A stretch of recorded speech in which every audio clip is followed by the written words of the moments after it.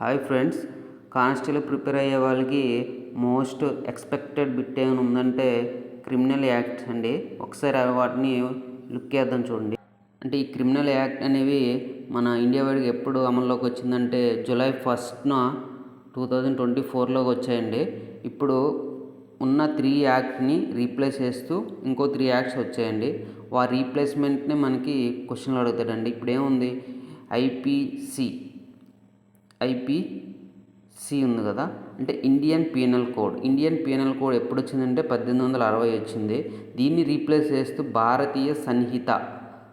భారతీయ న్యాయ సంహిత తీసుకొచ్చారంటే దాన్ని బిఎన్ఎస్ అంటారు. దీంట్లో డెఫినేషన్లు కూడా అడుగుతారండి. బి అంటే ఏంటి, B transfer, N transfer, S transfer ఇలా అడుగుతారు. సో దీన్ని కూడా మనం గుర్తుపెట్టుకో, భారతీయ న్యాయ సంహిత. అలాగే దీంట్లో ఉండే సెక్షన్స్ ఎన్ని ఉన్నాయంటే 356.